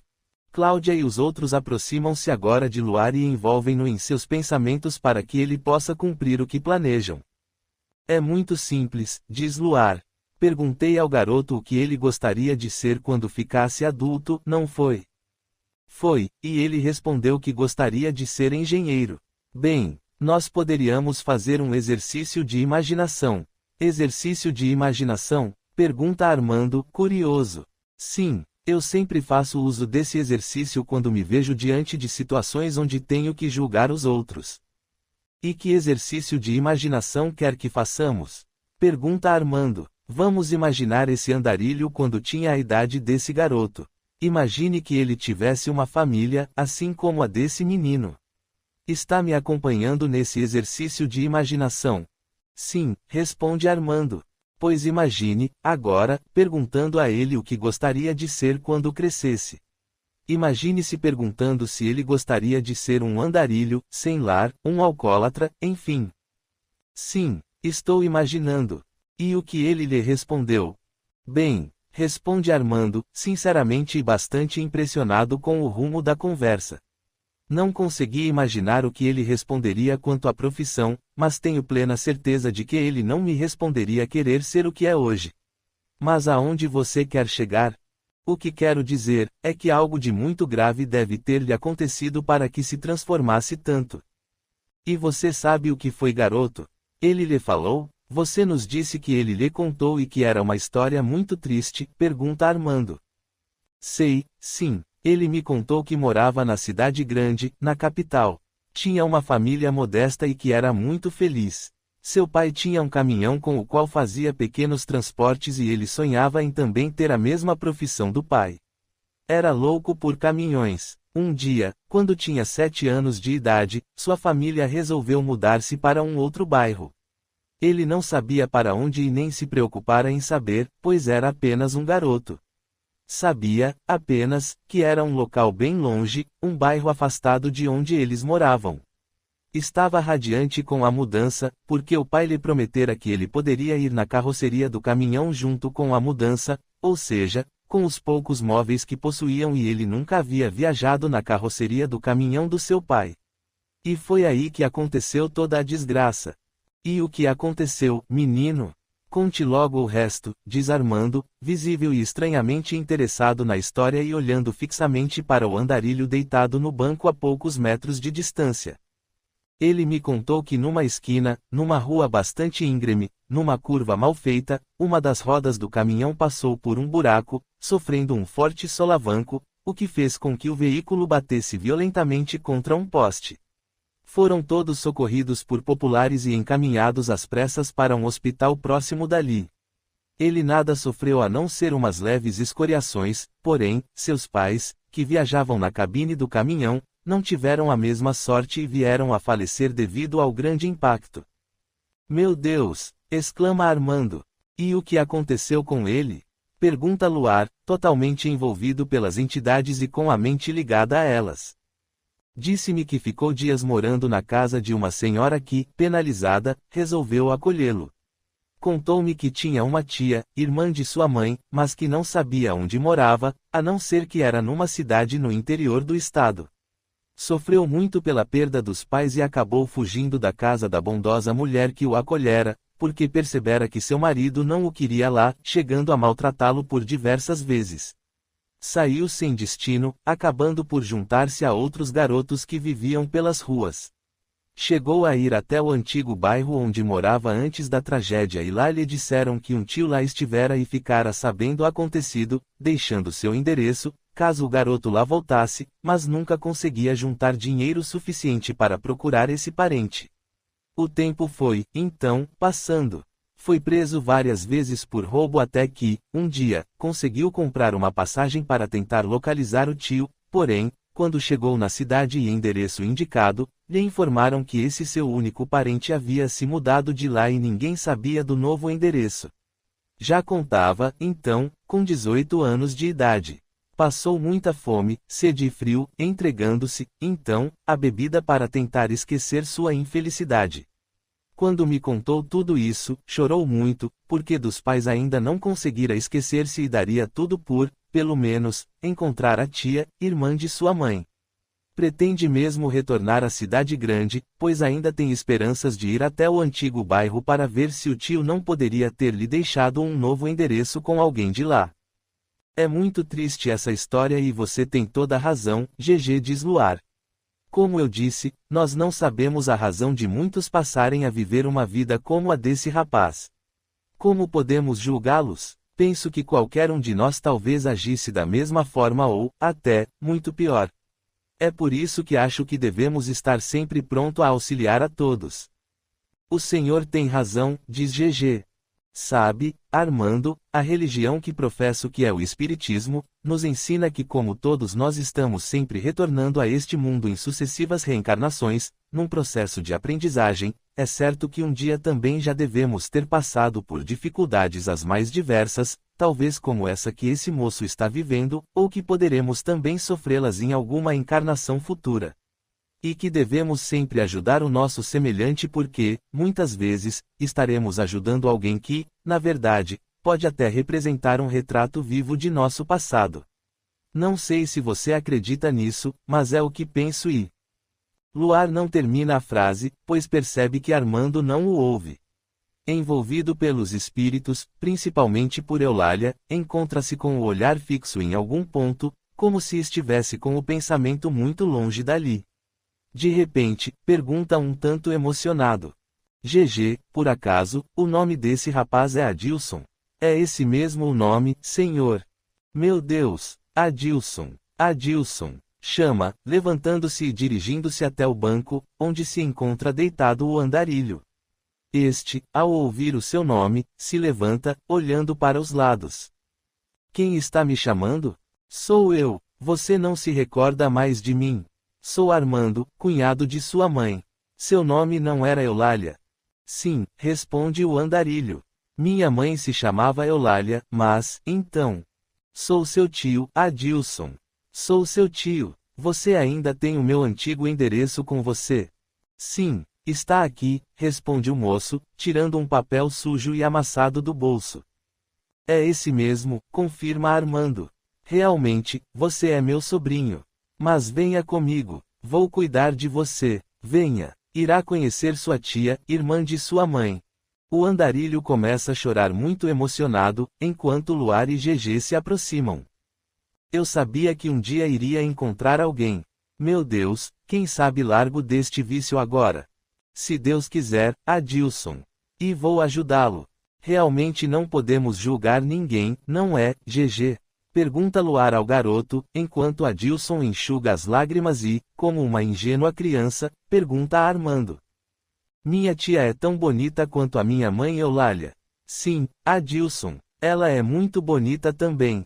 E, abraçando Luar, Armando apenas limita-se a olhar em seus olhos, sem nada conseguir pronunciar, pois sua voz encontra-se embargada pela emoção enquanto lágrimas rolam por sua face.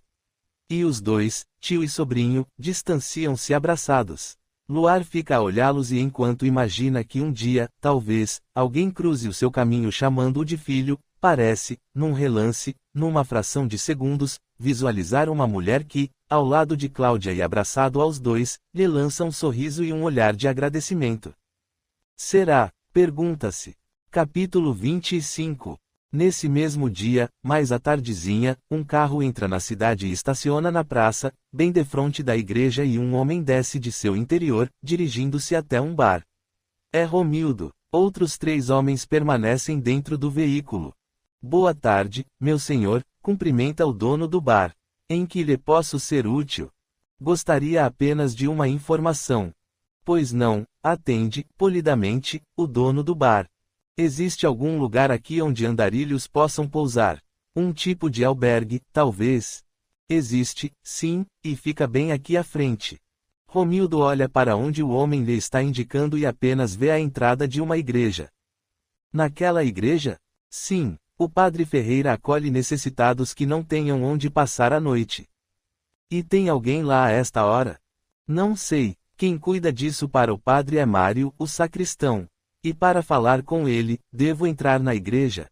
Bem, o local em que recolhem os andarilhos é num porão, cuja entrada fica do outro lado da igreja. O senhor o localizará facilmente. Depois de uma porta, uma escada leva a um subsolo. Talvez Mário esteja lá, ou então, dentro da igreja ou na casa paroquial que é aquela lá do outro lado da rua, com grades azuis. Eu lhe agradeço muito, meu amigo. Uma boa tarde. Não há de quê. Boa tarde. Romildo, então, dá um sinal aos homens para que continuem a esperá-lo no automóvel e dirige-se em direção à igreja. Contorna a construção e encontra a porta indicada pelo dono do bar. Tenta abri-la, mas está trancada. Bate nela com os nós dos dedos. Ninguém atende. Bate novamente, mas em vão. Dá a volta e entra na igreja pela porta principal. Está vazia. À frente, um grande altar e, do lado esquerdo, avista uma sacristia. Lentamente, dirige-se até lá e vê um rapaz que se encontra polindo alguns apetrechos dourados. Boa tarde, meu jovem. O rapaz vira-se. É Mário. Boa tarde. Em que posso lhe ajudar? O padre Ferreira não se encontra. Meu nome é José, diz Romildo, citando apenas seu primeiro nome, pois se chama José Romildo, e estou procurando um amigo. Penso que talvez ele tenha passado a noite aqui na igreja. Lá embaixo. Oh, sim, diz o sacristão. E como é o nome dele? Leles, responde o outro que ainda não sabe que agora ele se denomina Luar. Não me lembro de alguém com esse nome. O senhor teria ideia de quando ele poderia ter estado aqui? Acredito que ontem. O sacristão pensa um pouco e responde com convicção. Tenho certeza de que ninguém dormiu aqui na noite passada com esse nome. Talvez ele esteja usando um outro nome. Um outro nome? Sim, bem, eu vou lhe dizer a verdade, esse meu amigo, coitado, perdeu a memória depois de um acidente e, pelo que pude apurar no hospital que o atendeu, ele fugiu. Sabe, ele não está no seu juízo perfeito e tenho tentado encontrá-lo para os seus pais que estão muito aflitos. E por que acha que ele possa ter dormido aqui ou vindo até esta cidade? Porque consegui encontrá-lo numa cidade vizinha daqui, mas quando estive perto de falar com ele, sumiu novamente. Sumiu? Sim, ele foge de qualquer pessoa que se aproxime dele, principalmente se essa pessoa pertenceu ao seu círculo familiar ou foi alguém conhecido dele. Mas o senhor disse que ele perdeu a memória.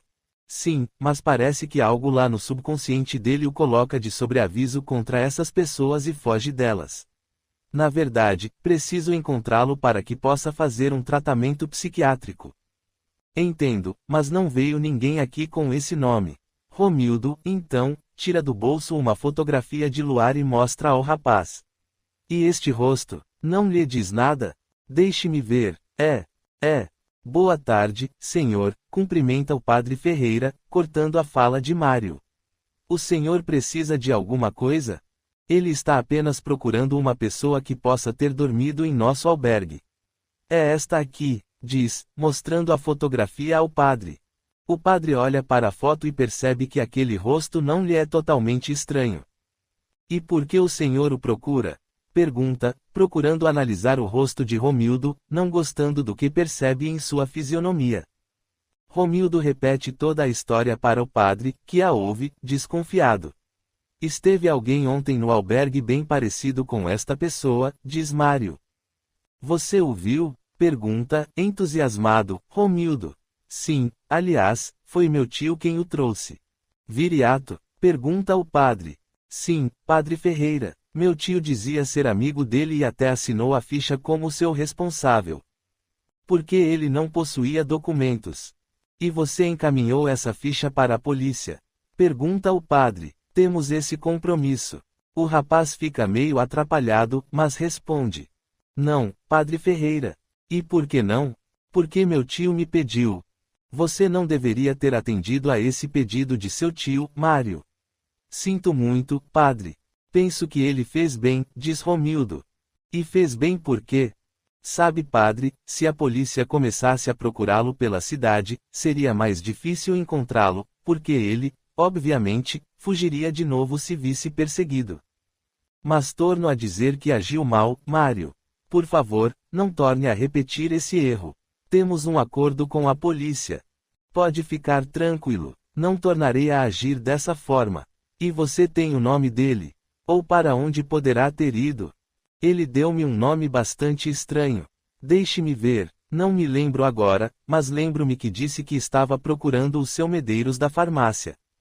Seu Medeiros? Pergunta o padre. O que será que ele queria com seu Medeiros? Se perdeu a memória. Realmente, é bastante estranho, diz Romildo. Mas onde fica essa farmácia desse seu Medeiros? Eu vou lhe explicar. Vamos até a rua para que eu possa indicar-lhe. É um pouco longe, mas não é difícil encontrá-la.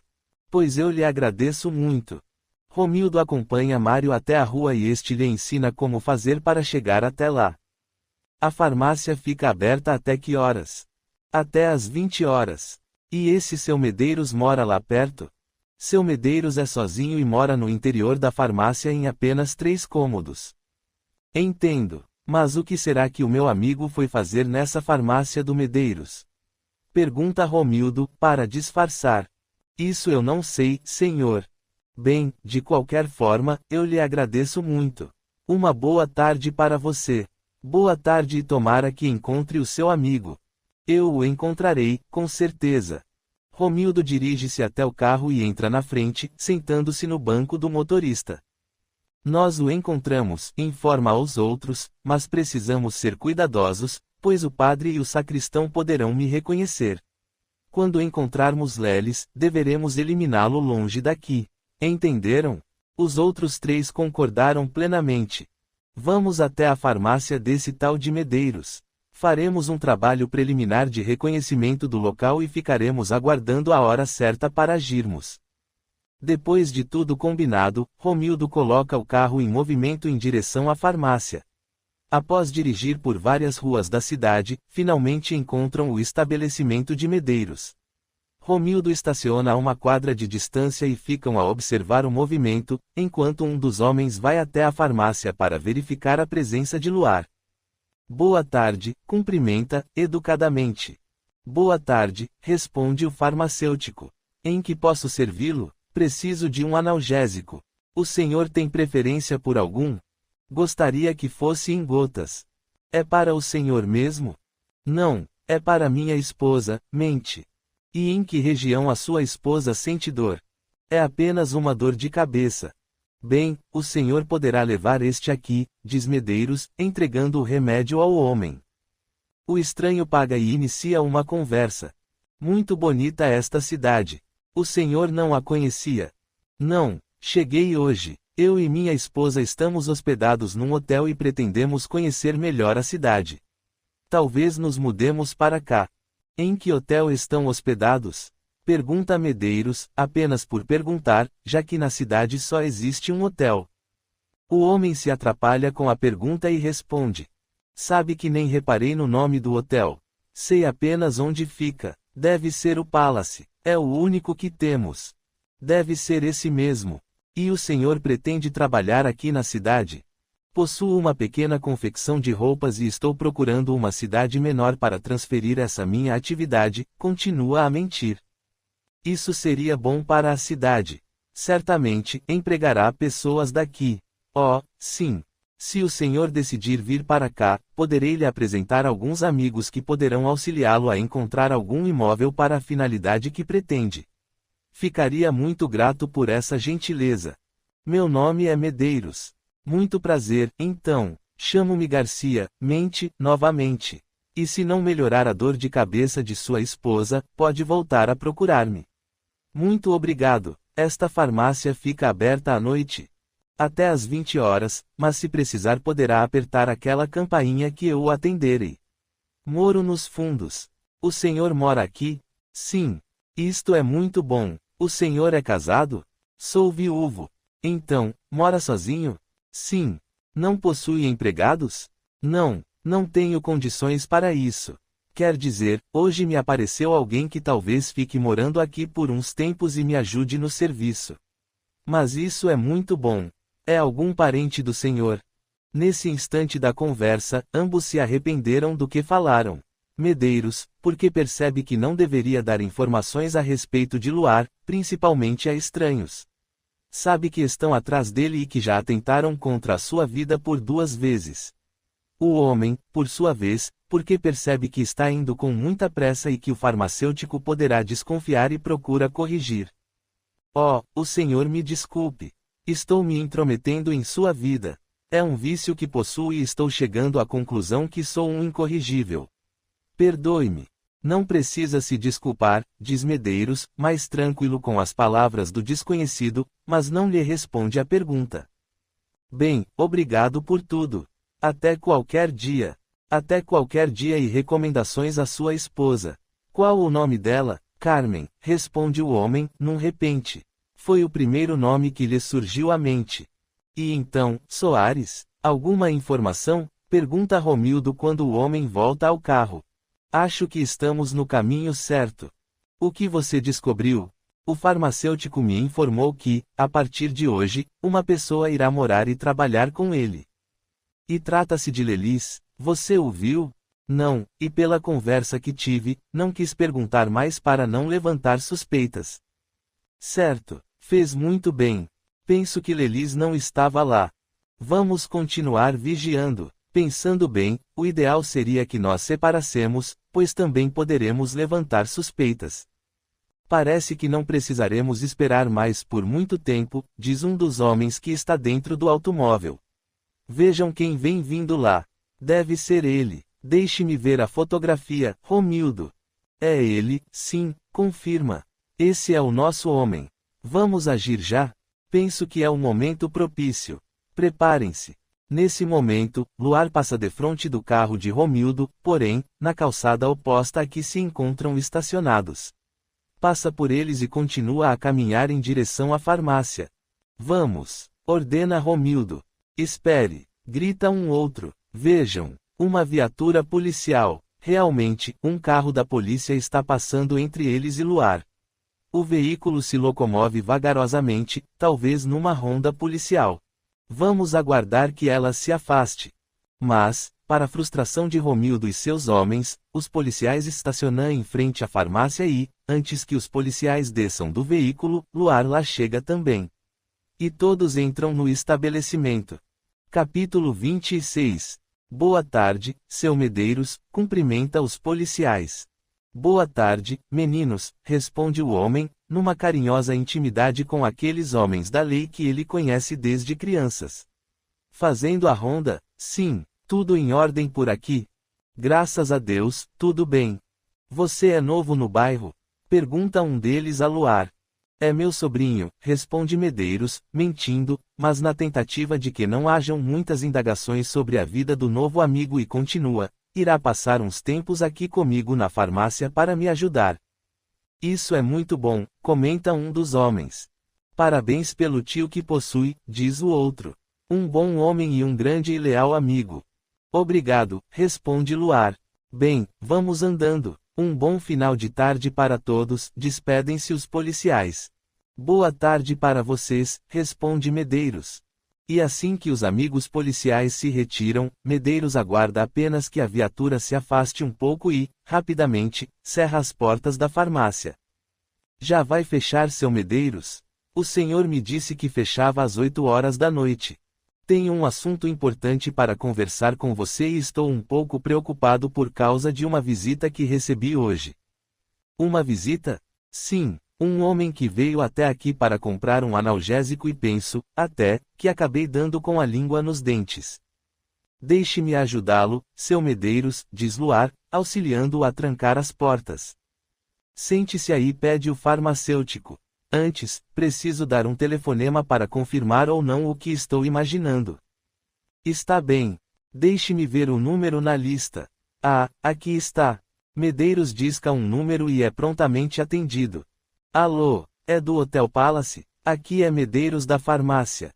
Sim, tudo bem. Quem fala? Bastos. Tudo bem. Preciso de um pequeno favor seu. Sim, obrigado. Sim, o que eu preciso é que me informe se há um casal hospedado com os nomes de Garcia e Carmen.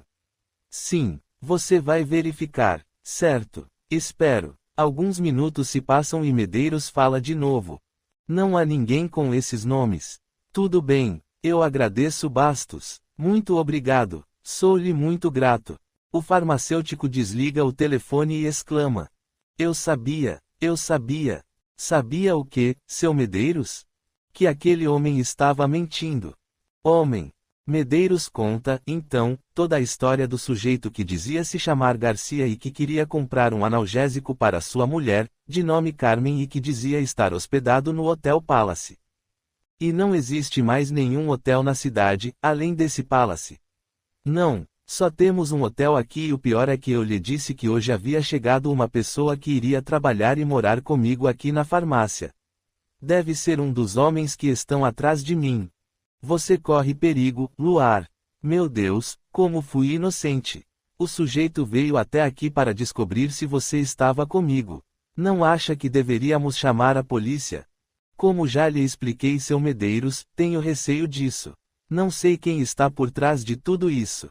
Você tem razão, mas o que devemos fazer? Não sei, talvez eu tenha que ir embora desta cidade também. Não é à toa que você adotou esse sobrenome de peregrino, Luar. Na verdade, talvez passe um bom tempo fugindo e peregrinando atrás de sua identidade. O senhor tem razão. Mas, deixe-me pensar um pouco. O que poderíamos fazer? Vamos pensar numa solução, sem precipitações. De qualquer maneira, penso que deva ficar aqui esta noite, Luar. Se sair daqui agora, poderá estar correndo risco de vida. Talvez o senhor tenha razão. Durma aqui mais esta noite e pensaremos numa saída. Devem estar vigiando este local. Com certeza. Mas o que está acontecendo lá na farmácia? Por que fecharam as portas? Me disseram que ela seria fechada às 8 horas da noite. Estranha Romildo. O farmacêutico deve ter desconfiado de mim. Droga! Protesta Romildo. Você deve ter falhado em alguma coisa, Soares. Conte-me o que aconteceu para podermos tomar uma decisão. Procure lembrar-se. Eu já sei. O que foi? Quando cheguei na farmácia, para disfarçar, pedi um analgésico, dizendo que era para minha mulher e, tentando ser o mais natural possível durante a nossa conversa, inclusive na tentativa de fazer-me passar por um homem de bem, disse-lhe que estava hospedado num hotel de que não me lembrava o nome e dei-lhe 2 nomes falsos, Garcia e Carmen. Ele deve ter desconfiado e investigado. Você é um estúpido, Soares. Como foi fazer uma estupidez desta? Ora, o que você queria? Já foi difícil para mim falar com ele educadamente. O que vamos fazer, agora? Pergunta um dos homens. Não podemos fazer nada, por enquanto, pois o velho poderá chamar a polícia e acabará acontecendo o que ocorreu ontem na outra cidade. Também não poderemos ficar plantados aqui. Ele poderá acionar a polícia de qualquer forma. Você tem razão. Vamos sair daqui. E vamos para onde? Teremos que procurar um lugar para dormirmos. E se ele fugir esta noite? Alguém terá que ficar vigiando este lugar. Sabe o que acho? Diz um outro dos elementos. Se lembrarem bem, aquele tal de Clovis chamou a polícia, mas esse tal de Lelis, ou sei lá que nome estará usando agora, não ficou lá. Fugiu também. Pelo visto, ele não quer se envolver com ela. Nisso você tem razão, Aldo, diz Romildo. Ele deve ter medo que se a polícia se vir envolvida, quererá descobrir quem é ele e acionará as outras da capital e a sua família o descobrirá. Mas se a família o descobrir, ele não sabe quem está por trás de tudo isso e teme que alguém de sua família deva estar envolvido com o atentado. Ele deve estar com medo disso. Você tem razão. E o que faremos, então? De qualquer maneira. Ei, espere um pouco. Por que será que aqueles policiais entraram na farmácia? Mas é isso mesmo, brada Romildo. Temos que tomar cuidado. Podemos estar sendo vigiados neste momento. Deixe-me ver, diz e olha pelos espelhos retrovisores para ver se localiza algum carro da polícia estacionado, vigiando-os. Está limpo, mas vamos sair daqui. Com calma, Romildo. Não vamos levantar suspeitas. Vamos fazer o seguinte, damos umas voltas pelas imediações e se não virmos nada de suspeito, voltaremos para cá e se a polícia aparecer, tentaremos fugir ou nos atracaremos com ela. Tenho a intenção de invadir a farmácia, pelos fundos, de madrugada. Vamos invadi-la? Você tem alguma ideia melhor? Quero eliminar esse sujeito de uma vez por todas, antes que o percamos novamente. Tudo bem, então, vamos.